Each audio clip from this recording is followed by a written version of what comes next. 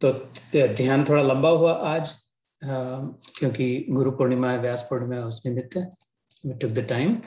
So 13th chapter में where were we? उपद्रष्टा अनुमंता च भर्ता भोक्ता महेश्वरम परमाप्नेति पुरुषा। फिर रिमेंबर कौन सा? ये 22वें श्लोक पिछली बार हुआ था। परमात्मेति चापि युक्तो देहेऽस्मिन् पुरुषः पर। से इस देह में स्थित वह आत्मा वास्तव में परमात्मा ही है। वही साक्षी होने से अपद्रष्टा और यथार्थ सम्मति देने वाला होने से अनुमंता, सबका धारण पोषण करने वाला होने से भर्ता, जीव रूप से भोक्ता, ब्रह्मा आदि का स्वामी होने से महेश्वर और शुद्ध सच्चिदानंद घन होने से परमात्मा ऐसा कहा गया है। वो प्रमुख है। जैसे किसी घर में, अगर ये श्लोक पिछले बार हुआ था तो इसको फिर से पॉलिश अप करके दिन आगे चलते इसके आगे। जैसे पहले कोई अगर पुराने जमाने में किसी देहातों में कोई पाटिल होगा, बड़ा कोई वो दूसरे शहर में जाकर के पैसे कमा के लाता होगा, आते समय बाजार में से लाता होगा, दवाई भी लाता होगा, समझता भी होगा, दूसरी भाषा भी जानता होगा। तो जैसे उनके लिए कि यही कमाता है, यही लाता है, यही जानता है, यही हम सबको समझाता है, यही दवाई भी लाता है, यही डॉक्टर को बुला के लाता है, पैसे भी उनको वही देता है, लेने के लिए भी यही जाता है, उनको पहुंचाने के लिए भी वही जाता है। तो सबको समझाता भी यही है गाँव में जो भी। जैसे तो जैसे घर का मुख्य प्रमुख आदमी अगर कोई हो, जिसको जैसे कहते हैं कि प्रमुख है, ऐसे ये प्रमुख है हमारे शरीर में। हम जो सोच रहे हमने किया ऐसे लग भी रहा, लेकिन उसका कारण क्या है, मुख्य है ना। तो ऐसे जो हमारे अंदर जो परमात्मा है, उपद्रष्टा मतलब ऑब्जर्वर है। जैसे कि पिता के देख रेख में बच्चे पल रहे हो, जब तक चल रहा है तो चल रहा है, ठीक नहीं काम कर रहे तो वो निगरानी रख करके बराबर उनको डांट फटकारे अथवा थप्पड़ लगाए, काम पड़े तो प्रेम भी करे। तो उपद्रष्टा है, वॉचफुल। अनुमंता, वही परमिशन भी दे, हाँ ठीक है इतना ले सकते, उतना इतने का ले, यहाँ तक करे, ऐसा करे वैसा करे, परमिट भी करे, अलाव भी कर रहा है, अलाव। भरता, भरण पोषण, हमारे जीवन में जो भी उपलब्धि है वो उसी शक्ति से और उसी ज्ञान से आ रही है। ज्ञान और शक्ति का सम्मिश्रण है ना, एनर्जी एंड इंफॉर्मेशन। अगर हमें ताकत नहीं होती, बिल्कुल भी शक्ति नहीं होती, तो हम कुछ नहीं प्राप्त कर सकते थे, कुछ नहीं जो प्राप्त है उसका भी उपभोग नहीं ले सकते थे। और शक्ति तो थी लेकिन ज्ञान बिल्कुल ही नहीं था, तो भी कुछ काम का नहीं था, उसका करे क्या कैसे शक्ति से। तो हमारे अंदर जिसके कारण, जिस रूप में शक्ति और ज्ञान का सम्मिश्रण है वो भरता है। लेकिन आगे की बात कहते हैं भगवान, वो भोक्ता भी वही है, भरता भोक्ता। हरि दाता, हरि भोक्ता, हरि अन्नम प्रजापति, हरि सर्व शरीरस्थो भोक्ता भोजयते हरि। ओम, ये वेदों में आता है।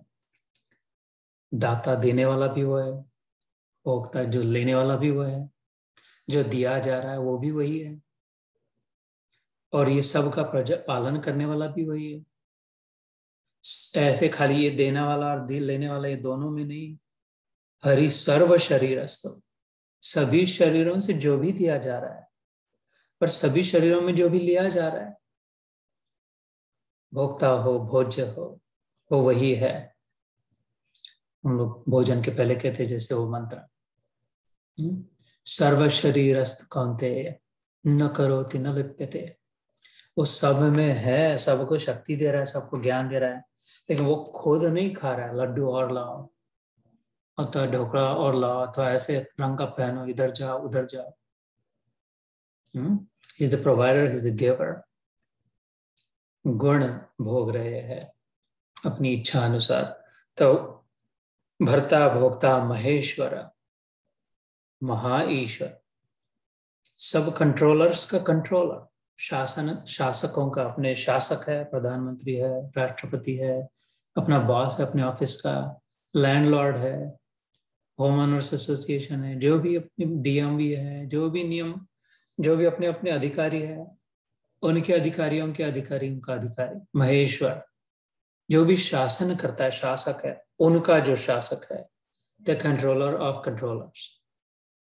और जो कल्याणकारी है, हमारे जो हित चिंतक है, उनका जो हित चिंतक है, ईश, मैंने एक बार कहा था ना, ईश में दो ई और श जो आता है, ई आता है कल्याण मंगल से, संस्कृत में उसके रूट तक पहुंचे तो, मूल तक पहुंचे तो, और श आता है शासन से।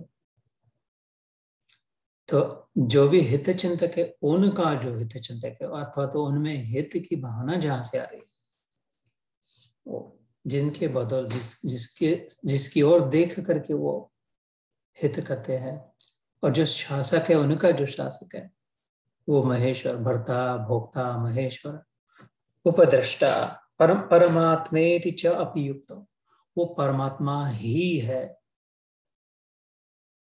युक्त है मतलब मिला हुआ है, अभी हमारे बीच, हमारे हृदय में, हमारे अंदर जुड़ा हुआ है। अभी की बात कर रहा हूं, इस क्षण की। जैसे मैंने ध्यान के समय कहा था कि वो 24/7 है ना,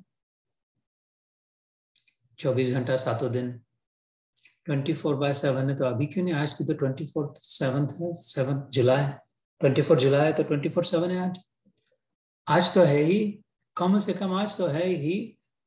तो ये तो फिर आज का दिन सबसे बढ़िया दिन जीवन का। और वैसे भी गुरु पूनम है, व्यास पूर्णिमा है, आषाढ़ मासे शुक्ल पक्षे, सर्व कामार्थ सिद्धि प्राप्ति योगे, इस दिन के लिए आया, तिथि के लिए कहा। इस दिन में यम यम चिंतयते कामम तम तम प्राप्नोति निश्चितम। कौन कह रहा है? शिव जी कह रहे हैं। किससे? पार्वती से। जिस जिस मन के संकल्प से साधना करेंगे, इस दिन देर से अगर वो प्राप्त होकर रहेगी। तो सोच समझ के मन में संकल्प करना। वो जैसे अल्लादीन का चिराग, उसको मिल गया था जीनी, उसमें से 3 मांगना, कुछ दिए दिए जलाकर 3, चौथी वस्तु नहीं मिलेगी, 3 मैक्सिमम 3 मिलेगी। इधर तो एक ही है, सोच समझ के मांगना, वो मिलेगी। कह रहे गुरु गीता में, स्कंद पुराण में आता है, ये आती है बात शिव गीता में। ये जो श्लोक कहा था, यम यम चिंतयते कामम तम तम प्राप्नोति निश्चितम, ये गीता में नहीं है, स्कंद पुराण में है, शिव गीता के अंतर्गत। तो वही है जो अपयुक्त तो है, मिला हुआ है अपनी ओर से। तो वो मिला है अपनी ओर से, उसने हाथ सामने करके रखा है, अपनी ओर से हाथ फैला के रखे हमें लेने के लिए, अपनी ओर से उठा के रखा है, अपनी ओर से चलने के लिए कदम रख के रखा है हमारी ओर। He is ready. ना, मिलन जब दो का मिलन होता है तो दोनों को एक दूसरे से जुड़ना पड़ता है। तो उसने अपनी ओर से इधर करे भगवान, युक्त है वो तो युक्त है। हमें युक्त होने के लिए भगवान गीता में कहता, तस्माद् योगी भवार्जुन युक्त इति उच्यते योगी समलोष्टाश्म कांचन। ये सुना था हमने पहले।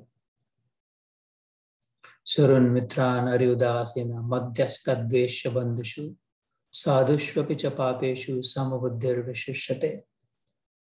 14वें, अभी नहीं हुआ, ये 13वां चल रहा है। 14वें अध्याय में गुणत्रय विभाग में आखिरी में से अर्जुन पूछते हैं, कैर्लिंगे स्त्री गुणान, ये 3 गुणों के अतीत जो हो जाता है, सात्विक राजसिक तामसिक, उसके लक्षण कैसे होते हैं भगवान? उसमें भगवान उत्तर में कहते हैं, तो भगवान हमसे जुड़ा है। प्रश्न ये, हम भगवान से जुड़े हैं क्या? ना, जुड़ने के लिए इधर भगवान कहते हैं, देहे अस्मिन पुरुषः पर। पर जो है उधर वाला, जो इतना दूर वाला जो लगता है, जो है वो देहे अस्मिन, देह के अंदर आ चुका है। सावधान, news, flashing news, breaking news बता रहे भगवान। He has arrived. Bhagwan is here. कहाँ? इधर। और वो बजा रहा है नाक, छाती का ठोका जो रहा है, टुबुक टुबुक टुबुक जो हो रहा है, वो नाक कर रहा है दरवाजे पे, मैं हूँ, आया हूँ होके अपनी ओर से। कब से खड़ा है वो? पंढरपुर में विठल रूप में जो कृष्ण है, विठल रुक्माई, मतलब कृष्ण और रुक्मिणी, ओ भगत ने, उसके पुंडलिक नाम के भगत ने ईट, तो खड़े रहो मैं आता हूँ कहाँ, भगवान से, माया भक्त से मिलने, बड़ा बड़ा भक्त था। तो कहाँ अभी मैं चरण चंपी कर रहा हूँ माता पिता की, ये उधर जो ईट रखी है उस पर खड़े रहे, दिखेगी ईट, उस पर खड़े रहना, मैं अभी आता हूँ। कीचड़ ना लग जाए पैरों को कि ईट पे खड़ा हो जाना, अभी आता हूँ। वो तो भूल गया, पुंडलिक भूल गया, बाहर आके भगवान खड़ा है, अपने काम में लग जाए, पीछे के दरवाजे से कहीं और चला गया है। और ये महाराज विठल इधर ही खड़े है, इसका मंदिर है पंढरपुर में, कमर पे हाथ रख करके थक गए, तो कब भगत कब आएगा, अभी तक खड़ा है उधर वैसा का वैसा। तो इसलिए उसको मिलने जाते, तुकाराम महाराज, रामदास स्वामी, ज्ञानेश्वर महाराज, एकनाथ महाराज, नामदेव बाबा, चैतन्य महाप्रभु ने दर्शन किए करने गए थे उनके, गौरांग महाप्रभु पंढरपुर गए थे विठल के दर्शन करने, सब उधर, क्योंकि अभी तक खड़ा है वो वैसा का वैसा, क्योंकि भक्त ने आज्ञा करी कि खड़े रहना, मैं आता हूँ। वो कहाँ चला गया पता नहीं, भूल गया, लेकिन ये इधर ही खड़ा है। तो ऐसे जैसे उसने कहा था कि मैं आया हूँ कुंडली, इतने इतने भक्ति की बुलाया आया हूँ, ऐसे इधर कह रहा है, देह अस्मिन पुरुष पर, वो पर जो है दूर वाला जो लगता था, वो देह के अंदर आके आ चुका है हर क्षण 24/7। Today is 24th of July, 24/7। इसलिए कहता हूँ ये दिन तो न छूटे, किसी भी प्रकार से सोचे तो ये दिन न छूटे। मुहूर्त भी लेना हो तो सर्वार्थ काम सिद्ध योग, आज का आषाढ़ मास शुक्ल पक्ष, व्यास पूर्णिमा, व्यास अर्थात डायमीटर, ध्यान के समय जैसे कहा था, संस्कृत में व्यास का अर्थ diameter of circle is the longest line, end to end, संपूर्ण ज्ञान जिसमें है, नथिंग लेफ्ट, वो प्रदान करने वाले व्यास जी के नाम से आज जैसे फादर्स डे, मदर्स डे, से गुरु डे, व्यास डे, गुरु पूर्णिमा। यहां तक हुआ था पिछली बार, तो दो तीन श्लोक आज करते हैं और फिर ध्यान करके रोकते हैं आज का। तो नंबर 23, 23वां श्लोक, य एवं वेत्ति पुरुषं प्रकृतिं च गुणैः सह सर्वथा वर्तमानो अपि न स भूयो अभिजायते। इस प्रकार पुरुष को और गुणों के सहित प्रकृति को जो मनुष्य तत्व से जानता है, वह सब प्रकार से कर्तव्य कर्म करता हुआ भी फिर नहीं जन्मता। तो आराम से सुनिए, य एवं वेदति, य एवं मतलब इस प्रकार, किस प्रकार, अभी जो बताया था उस प्रकार, वेदति, वेद मतलब जानना, ज्ञान प्रकाशित करना। अंधेरे रात में जब बिजली चमकती है एकदम, तो उतने क्षण में एकदम दिखाई देता है, बिजली चमकती तो अंधेरे में 2-3 क्षण के लिए सब दिखाई देता है एकदम, इलेक्ट्रिसिटी फ्लैश, उसको विद्युत कहते हैं, उस बिजली को विद्युत, क्योंकि उसने प्रकाश लाया और दिखा दिया, तो वहां से चलता है शब्द ये।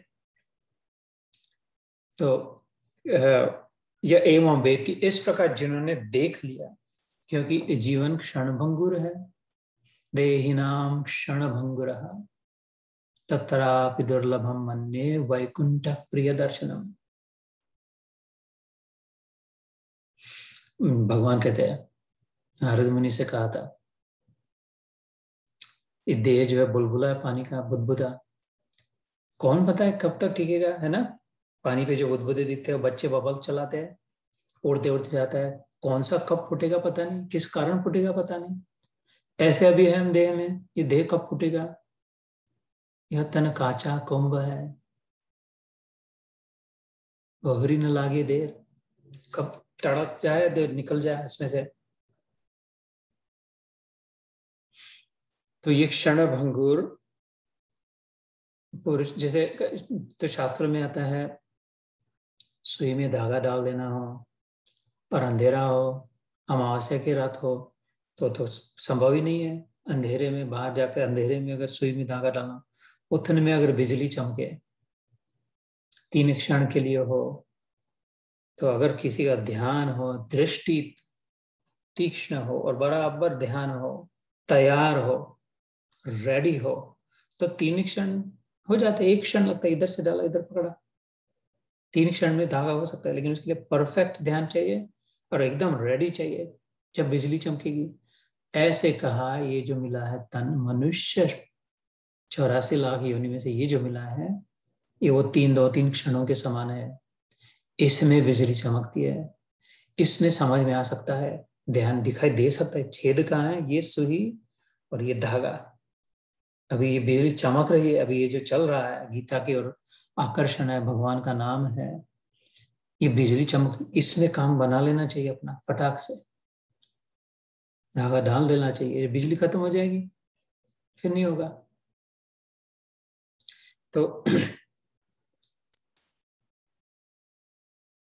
इसलिए वेदती को मैं तो और खुला करके कह रहा था, ये एवं वेदती पुरुष, जो साधक इस प्रकार जो समझ ले, प्रकृतिम पुरुषम प्रकृतिम च गुणैः सह, पुरुष प्रकृति और गुण ये तीन जो है, जैसे ऋचा दीदी ने कुछ 2-3 सत्र पहले वो डायग्राम दिखाया था कर दी कि परमात्मा है, वो तो दिखाया नहीं था उस डायग्राम में, फिर महत तत्व बताया था। तो प्रकृति जो ब्रह्म कहते हैं, जिसको बृहद से आता है, ब्रह्म बृहद से महत आता है, तो प्रकृति, ये तीनों तत्वों को जान लेता है अच्छी तरह से। अगर जिसने जान लिया फिर सर्वथा वर्तमानो अपि, फिर वो स्त्री, वो पुरुष, वो साधक, फिर जो जैसा कैसे भी करे, जो भी करे, फिर झंझट में नहीं पड़ते वो, फिर प्रॉब्लम नहीं आती कभी, फिर टेंशन नहीं आता, हमेशा के लिए जिएंगे वो, ऐसा नहीं कहा भगवान।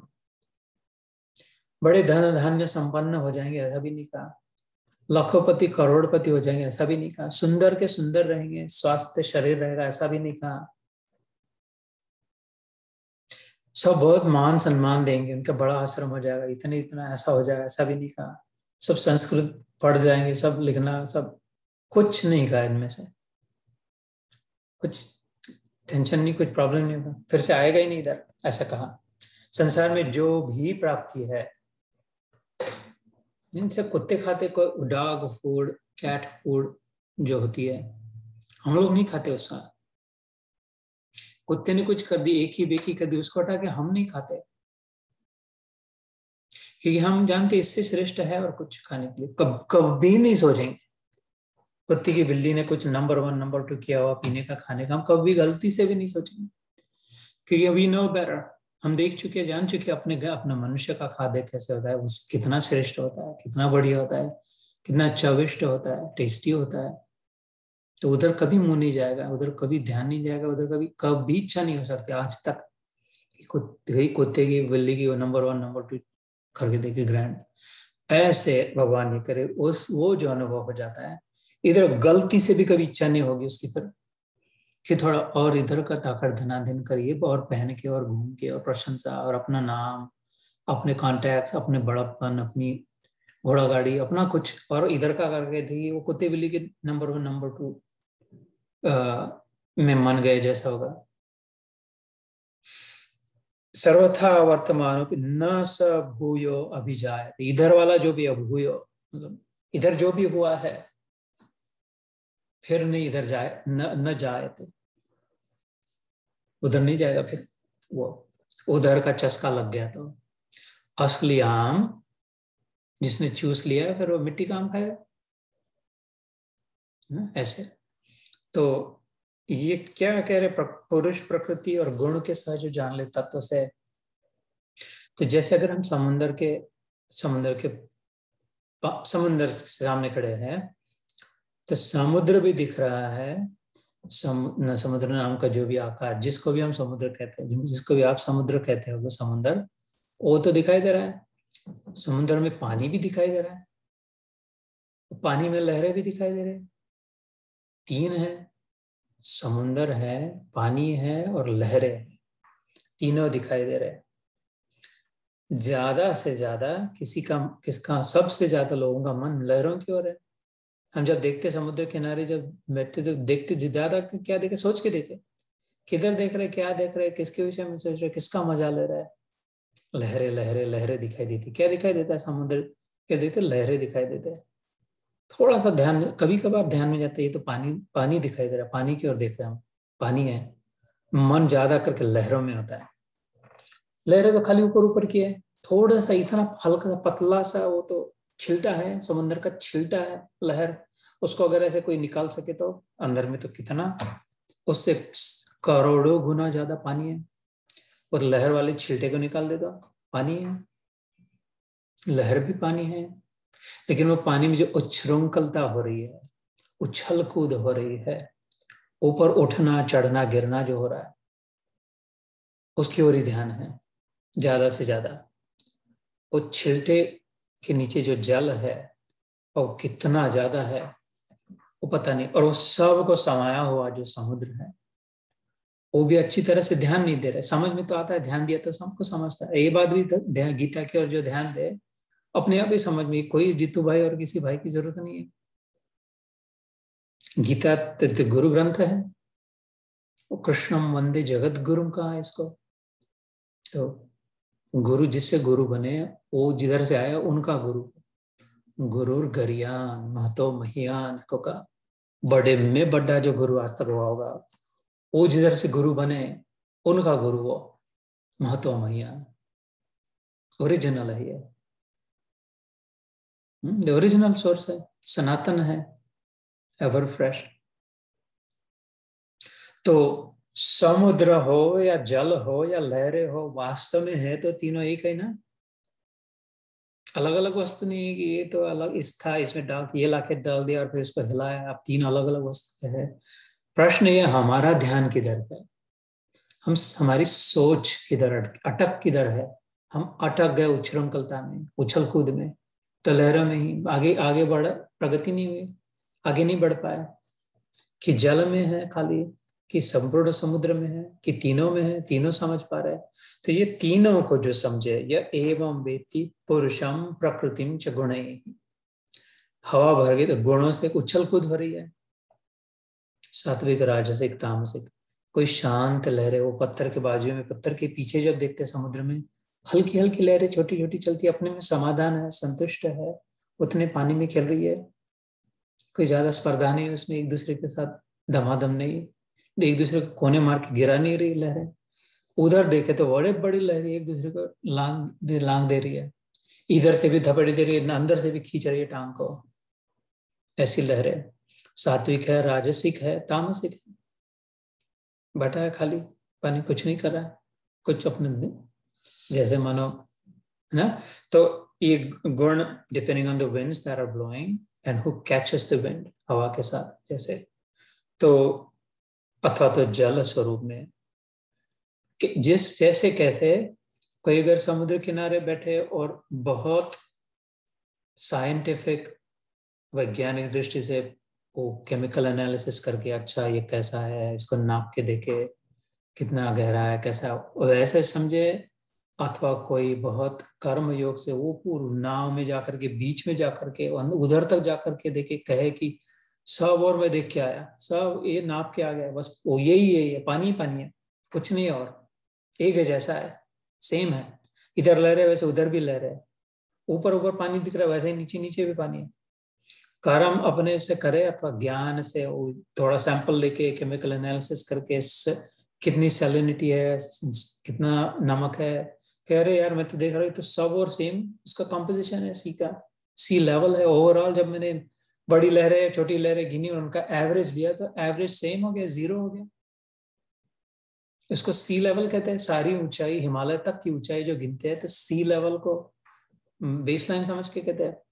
तो कोई ज्ञान से समझे अथवा कर्म से समझे, तो बस उसमें जाकर के आनंद में वो अनुभव करे समुद्र का, भक्ति से भावना कमल में जाए।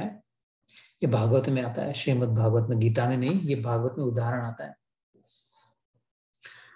भगवान कृष्ण और उद्धव, इनका जो संवाद है आखिरी दिन का, उनकी लीला का, उनमें अवधूत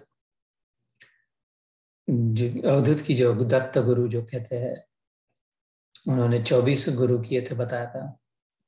उनके कहने का तात्पर्य था जिससे भी कुछ सीखने को मिले हो, उससे वो जो सीख है उससे कोई अच्छा सिखाया, कोई बुरा सिखाया, बुरा सिखाया मतलब बुरा कैसा न, what to do and what not to do, how to be and how not to be, दोनों जो सिखाया वो गुरु। किसी कोई अपने उदाहरण से सीखा कैसा रहना चाहिए, कैसा बोलना चाहिए, कैसा सोचना चाहिए, और किन की ओर देख करके लगे यार ऐसा नहीं रहना चाहिए, है ना, अपने ऐसा नहीं बात करनी चाहिए, ऐसा नहीं सोचना चाहिए था। ये भी गुरु और वो भी गुरु है उनके अनुसार, दत्त महाराज के अनुसार, अवधूत के अनुसार।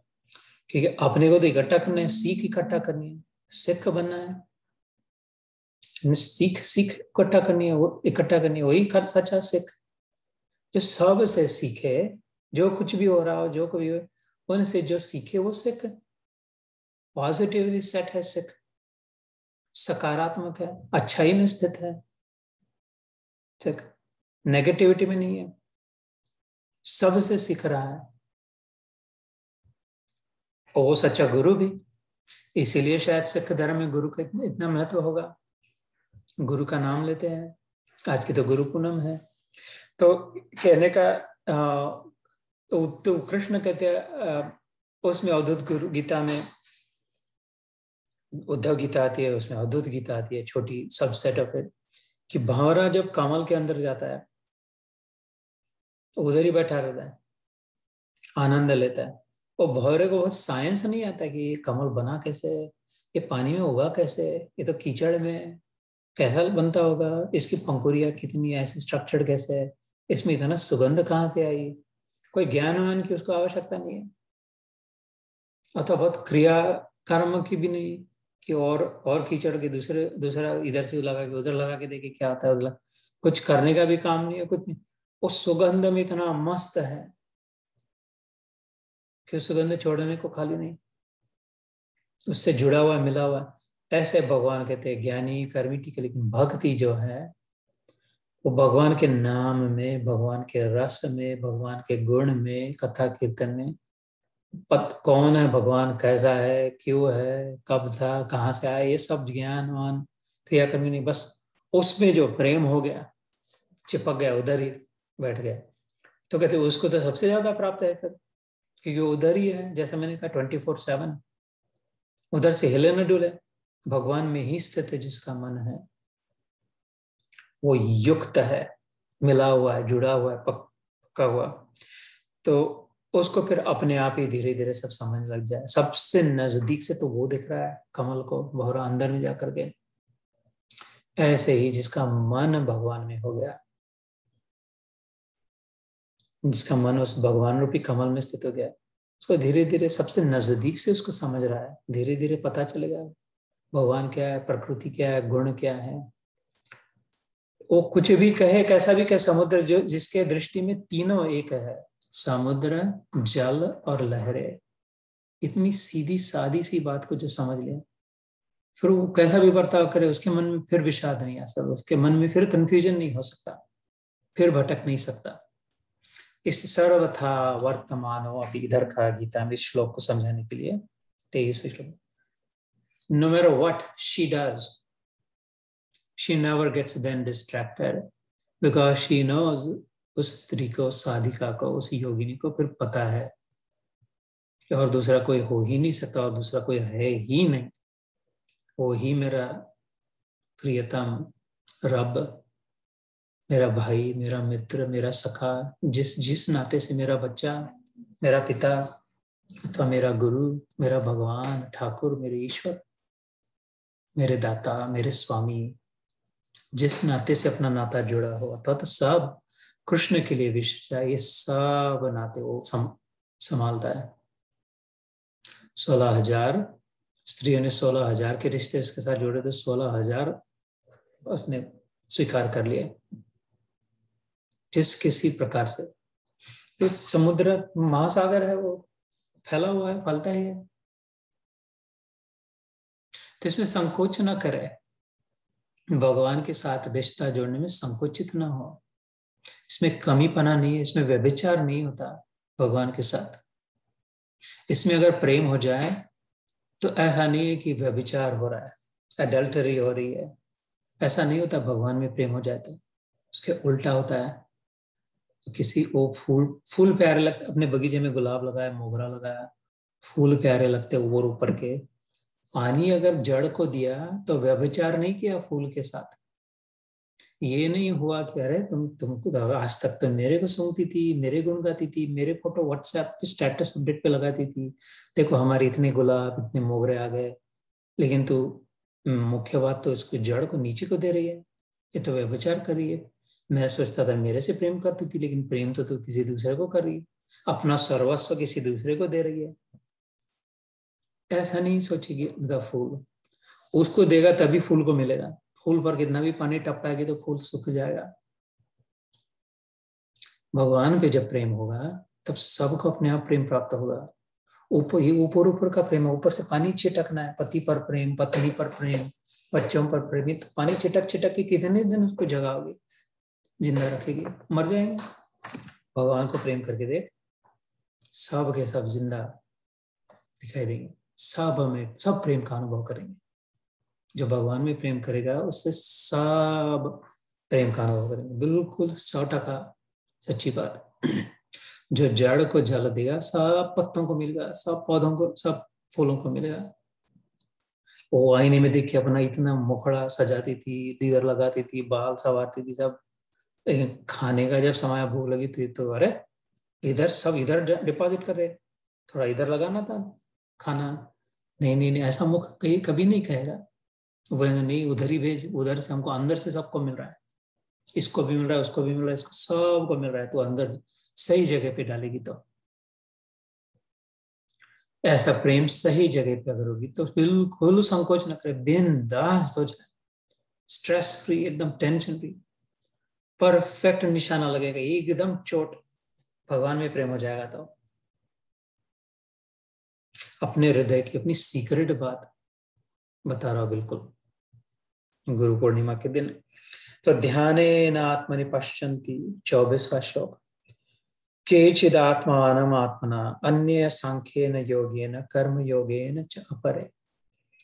उस परमात्मा को कितने ही मनुष्य शुद्ध हुई सूक्ष्म बुद्धि से ध्यान के द्वारा हृदय में देखते हैं, अन्य कितने ही ज्ञान योग के द्वारा और दूसरे कितने ही कर्म योग के द्वारा देखते हैं, अर्थात प्राप्त करते हैं। जैसे मैंने उस उदाहरण में दिया था, समुद्र के कोई सामने वो समुद्र किनारे पे खड़ा होके बहुत ध्यान से देख रहा है। इस बात को समझ लेना, एकदम एक टक्की लगा 6 घंटे उधर बैठा, सुबह तो उठा ही नहीं, ध्यान से देखता रहा, और बुद्धि में प्रकाश आ गया कि ओ हो ये सब एक ही है।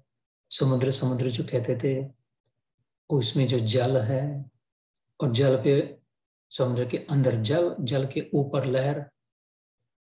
ओ माय गॉड, कभी मैंने ध्यान नहीं दिया, लेकिन ध्यान देके सोचा, देखा, ध्यान द्वारा पता चला कि एक ही है, सबों में एक है, 10,000 सैकड़ों लहरों में एक ही है। ये दिख रही थी आज तक अलग अलग लहरें, लग रहा था कितनी लहरें हैं, लंबी है चौड़ी है, जन्म रही मर रही, जन्म रही मर रही, कोई इधर तक गई फिर रुक गई, कोई उधर तक गई, कोई बहुत दूर तक गई फिर मर गई, कोई जैसे बनी वैसे मर गई, जैसे शरीर का होता है। लेकिन ऐसा कुछ नहीं था, ध्यान दे करके सोचा, देखा तो अथवा के बड़ा वो ध्यान नहीं दे पा रहा है, लेकिन बड़ा साइंटिस्ट है, तो जैसे मैंने कहा था केमिकल एनालिसिस किया, कंपोजिशन लिया, सोडियम का परसेंटेज कितना है, सॉल्ट, वो नीचे जाकर के देखा, ऊपर वाले पानी का देखा और उधर वाले छोर का देखा, और सब बाद में पता चला, सब नाप के ढाप के एवरेज सी लेवल, ऊंचे में ऊंचे लहरें कितनी है, नीचे में कितनी है, उनका सो जो साइनसोइडल वेव होता है फिजिक्स में आता है, उनका एक्सिस का क्या है, तो फ्लैट है, प्लेन, नेट जीरो है, पॉजिटिव और नेगेटिव, नेट जीरो हो गया, तो कहानी तो सब एक ही है, it's the same level, same composition. ज्ञान से समझ, लेकिन प्रूव, वो वैज्ञानिक प्रूव सिद्ध कर सकता है ज्ञान साइंस के द्वारा कि सब एक ही है। तो ये ध्यानी को, इस योगी को, वो सब इंस्ट्रूमेंट्स की जरूरत नहीं पड़ी, कुछ करना नहीं पड़ा, ध्यान से समझ गया। एक ज्ञानी ने ज्ञान की साधना द्वारा ध्यान नहीं किया, लेकिन एक्चुअल किया, उसको कर्म योगी था, उसने अपनी नाव ली, उसको इसमें इंटरेस्ट था, नाव पे बैठ के समुद्र के बीचों बीच गया, तो अनुभव किया वैसा का वैसा, इधर भी कोई अलग नहीं है। और आगे चल के देखते हैं, दूसरे छोर तक जाकर के देखा तो वैसा ही था, उधर वाला भी अफ्रीका वाला यही समुद्र, उधर वैसा ही था। फिर वापस आ गया इधर उधर, बहुत कर्म किया, बहुत घूम के अंतिम आगे का सब वही है, तो ध्यान योगी ने, ज्ञान योगी ने, कर्म योगी ने, समझ लिया ऐसे ही। ध्यानेन आत्मनि पश्यन्ति, पश्चन देख लिया ध्यान के द्वारा। केचित् आत्मानम आत्मना, अन्य सांख्येन योग, सांख्य योग मतलब ज्ञान योग, एनालिटिकल, सांख्य मतलब संख्या, एनालिसिस, एनालिटिकली अंडरस्टैंडिंग। अन्य सांख्येन योगेन कर्म योगेन च अपरे, और कोई कर्म योग से कर ले। तीनों का निष्कर्ष क्या हुआ? What was the conclusion? All three came back and said, well, boss, it's the same thing. There's only one. There are not many different. ये 10,000 ways में 10,000 अलग अलग वस्तु चीजें नहीं है।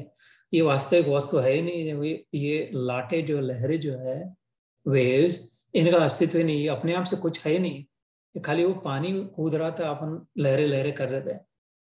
और सारे के सारे पानी को लेकर के एक महापुरुष खड़ा, एक मना परमात्मा, समुद्र, महासागर अपने सीने पर झेल रहा है, वही सब में जल रूप में। तो तीनों ने अब अलग अलग साधना करी, कर्म योग, ध्यान योग, ज्ञान योग, तीनों ने, लेकिन सत्य एक ही बताया।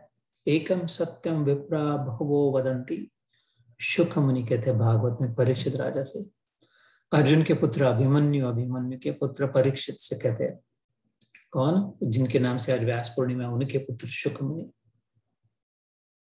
जानने वाले अलग अलग नाम से कहते हैं, लेकिन तीन जो भी कहते हैं वो जानते हैं कि, लेकिन कह रहे उसी बात को, सत्य वही है। तो इधर भगवान संक्षिप्त में कहते ध्यान, ये जो अभी हमने पढ़ा था, उस परमात्मा को कितने ही मनुष्य तो शुद्ध हुई सूक्ष्म बुद्धि से ध्यान के द्वारा हृदय में देखते हैं, अन्य कितने ही ज्ञान योग के द्वारा, और दूसरे कितने ही कर्म योग के द्वारा देखते हैं, अर्थात प्राप्त करते हैं। आगे समझ में बात?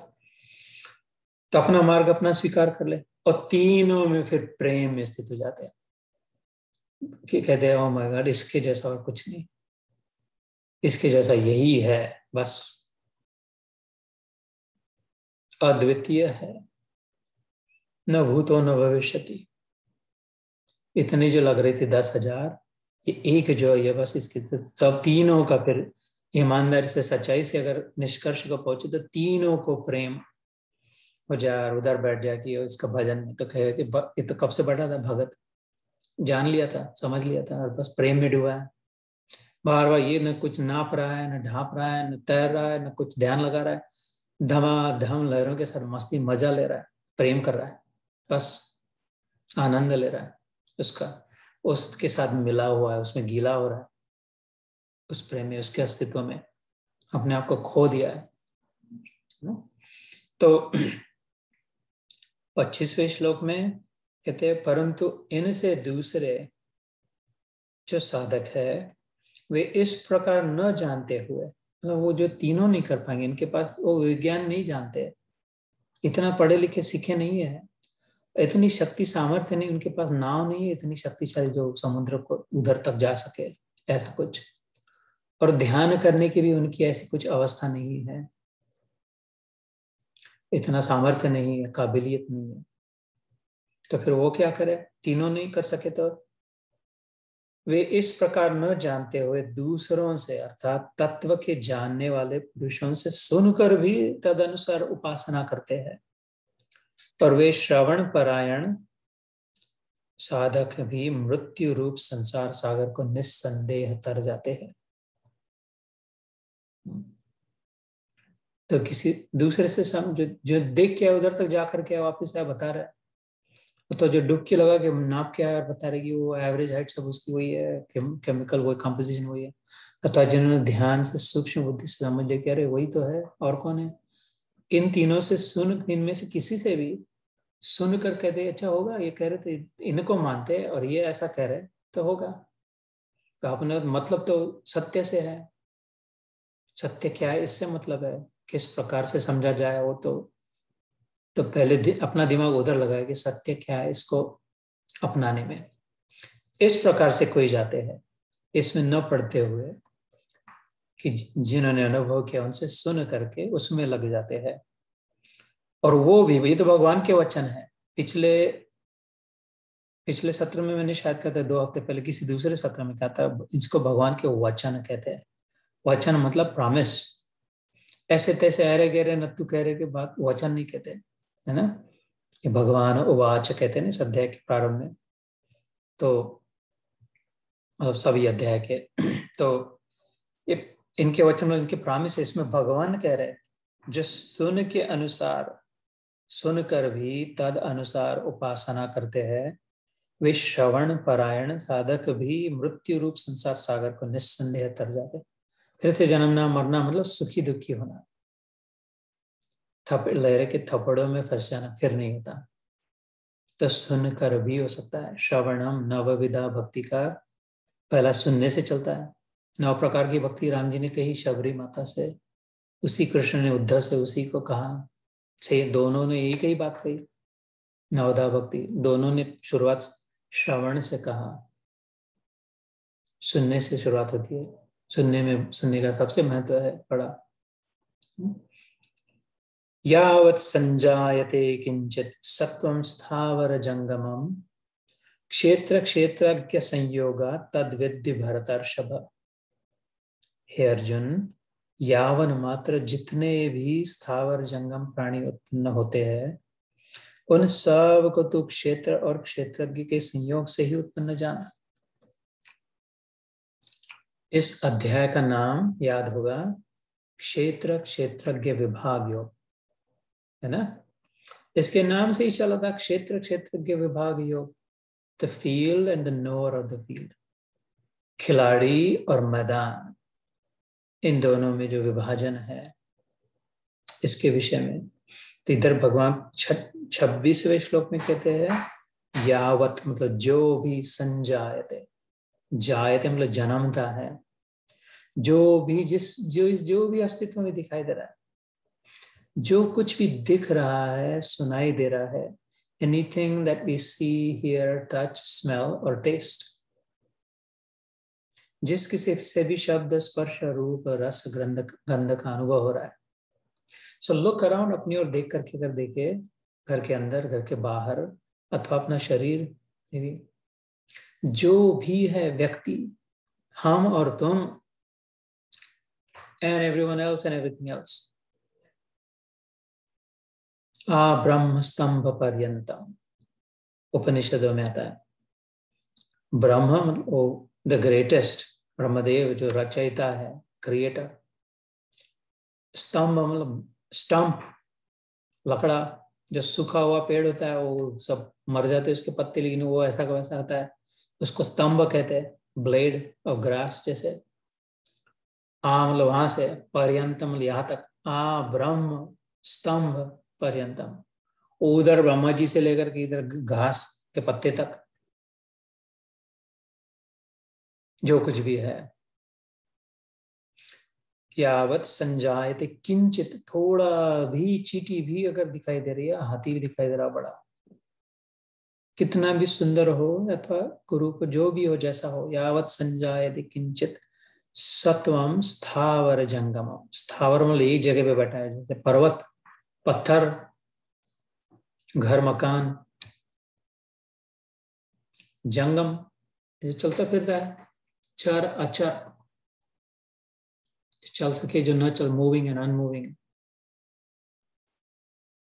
जिसमें भी अगर सत्व है, एग्जिस्टेंस है, अगर प्रकट है, तो क्या क्षेत्र क्षेत्रज्ञ संयोगा, इसी से बनाए कि उसमें वो field and knower of the field दोनों एकत्रित हुए थोड़े समय के लिए। परमात्मा और प्रकृति के मिलन से, एकत्रीकरण से, भगवान और उसके स्वभाव से। प्रकृति अर्थात स्वभाव, भगवान और भगवान, ये भगवान का सृष्टि जो है ये उसका खाली विलास मात्र, स्वभाव मात्र है। वो बैठ के छन्नी हथौड़ी स्क्रू ड्राइवर लेकर के, प्लायर पिंचेस लेकर के, वो देख करके सेफ्टी ग्लास से आरे से काट कुट के वो गोला बना के फिर तो भट्टी में सुखा के, ऐसा कुछ बनाया नहीं। एक एक एक एक के बाद एक एक एक एक, इस स्वभाव से प्रवर्तते गीता में आता है।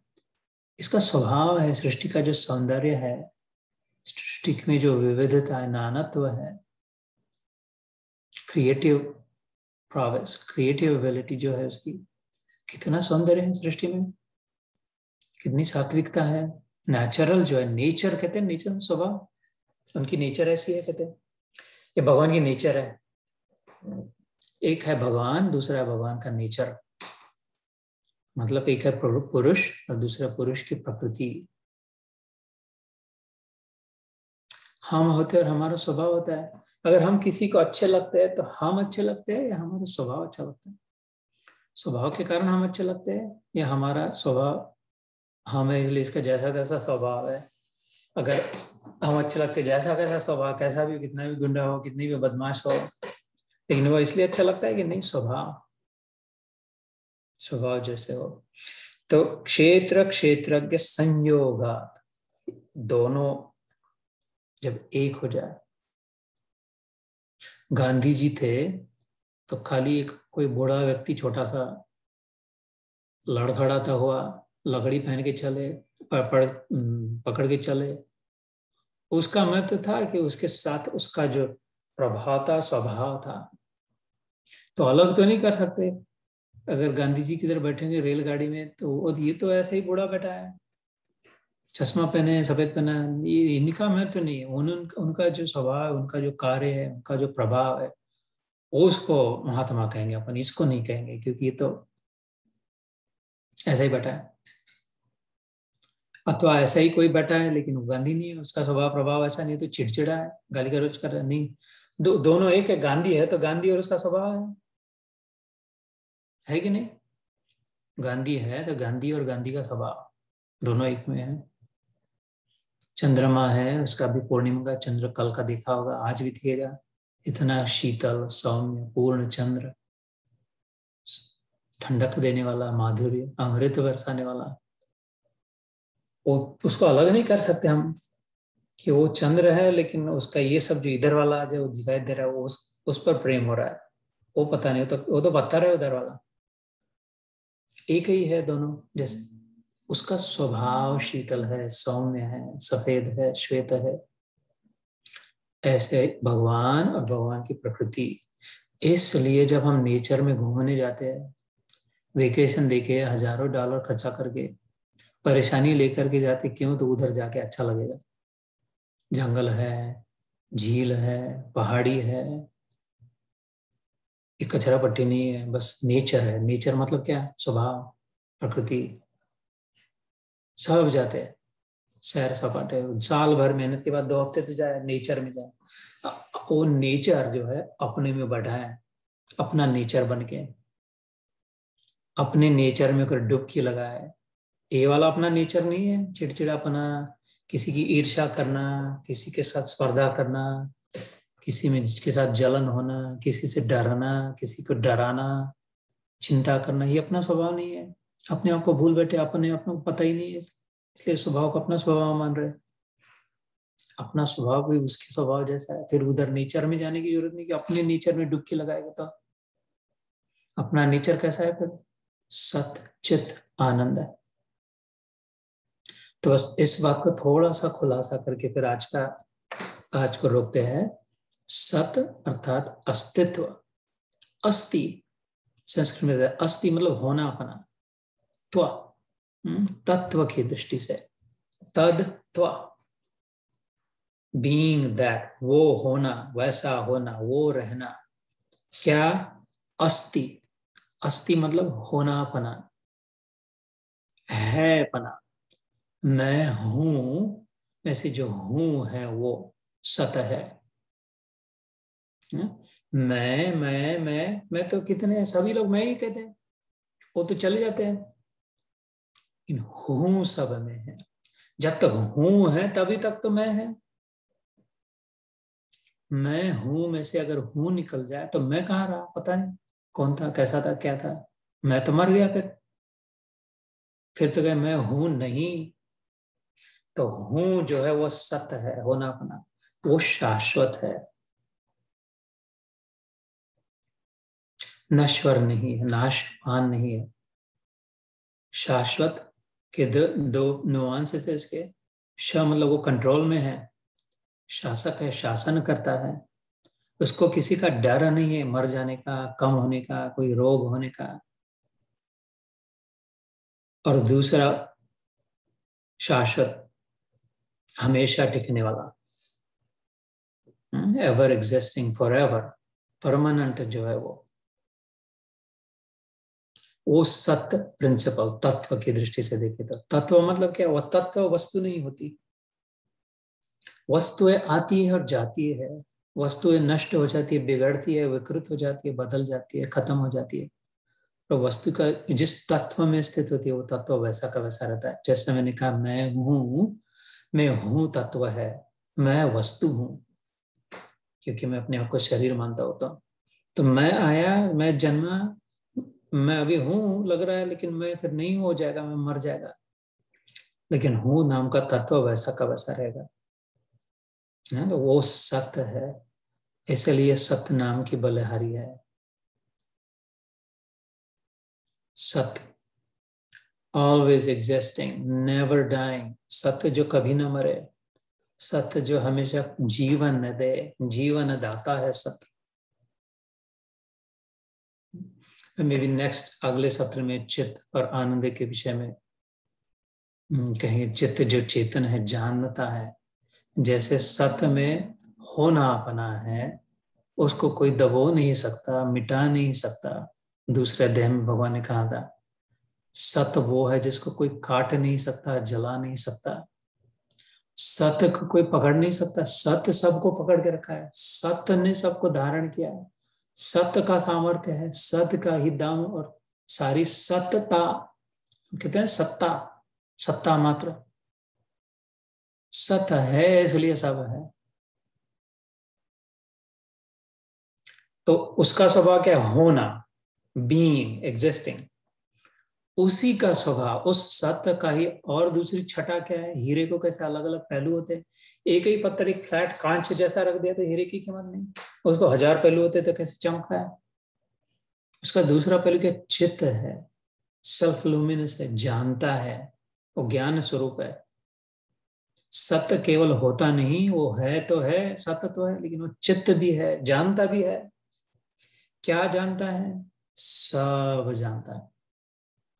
कैसे, सत्य क्या है, सब और है, सब कुछ एक ही है जो है वो सत्य है। तो वो सत्य चित्त क्या है, सब कुछ जानता है, एक सत्य सब कुछ जानता है। जहां जो हो रहा है वो सब जानता है, क्योंकि वो खुद ही वो है। हम किधर है हमको पता नहीं, ऐसा नहीं होता ना। कभी अभी हम घर में बैठे हैं, कभी किधर गए, हम क्या सोच रहे हैं पता नहीं, ऐसा नहीं होता। हम क्या खा रहे हैं, हमारे साथ क्या हो रहा है, ऐसा नहीं पता नहीं होता। बेहोश हुई तो अलग बात है, लेकिन होश में हो तो ऐसे वो खुद, हम जो खुद है अपने आप को जानते हैं।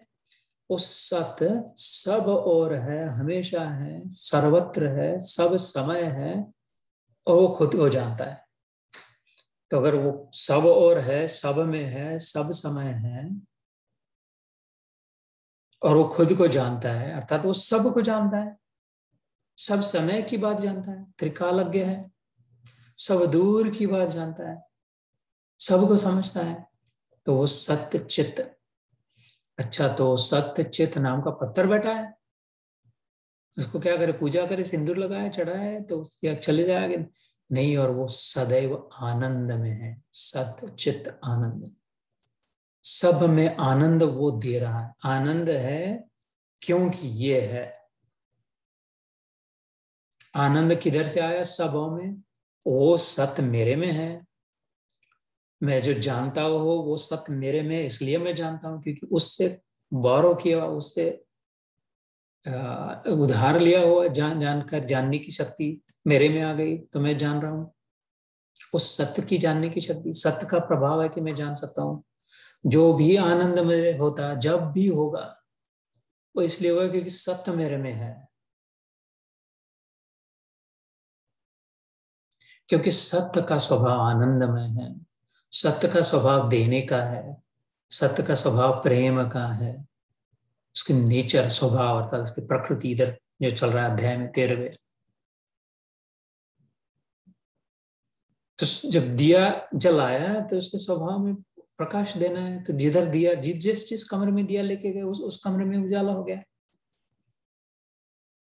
ऐसे जिसे जिस माला में बल्ब लगा दिया उधर उधर उजला गया, जिधर जिधर सत्य का प्रागट्य हुआ उधर उधर आनंद का प्रागट्य हो गया, उधर उधर ज्ञान की प्राप्ति हो गई। तो सत्य चित्त आनंद ये तत्व है, वस्तु नहीं है। वस्तु नहीं है इसलिए कभी मरेगा नहीं, कम नहीं होगा, बिगड़ नहीं जाएगा, बिथर बिखर नहीं जाएगा। सच्चिदानंद और सारे वस्तुओं में होना अपना इसके कारण है। समझने के लिए थोड़ी क्लिष्ट है, धीरे धीरे अलग अलग सत्र में और डिटेल में थोड़े उदाहरण देख करेंगे। लेकिन ये इसलिए सत्य की महिमा, सत्य की बलिहारी, इसलिए बड़े में बड़ी सीख इस सत्य नाम की है। आज तो गुरु पूनम है, सत्य नाम वाहे गुरु, वाहे गुरु जी का खालसा, वाहे गुरु जी की फतेह, बोले सो निहाल। सत श्री अकाल, अकाल है, कालातीत है, श्री है मतलब उसमें ज्ञान है, वैराग्य है, ऐश्वर्य है, संपन्नता है, यश है, सामर्थ्य है। श्री का अर्थ हुआ सौंदर्य है। तो आज इधर रोकते हैं, 5 मिनट ध्यान करके फिर आज विराम देते। तो जय गुरुदेव, जय श्री कृष्ण, जय सच्चिदानंद।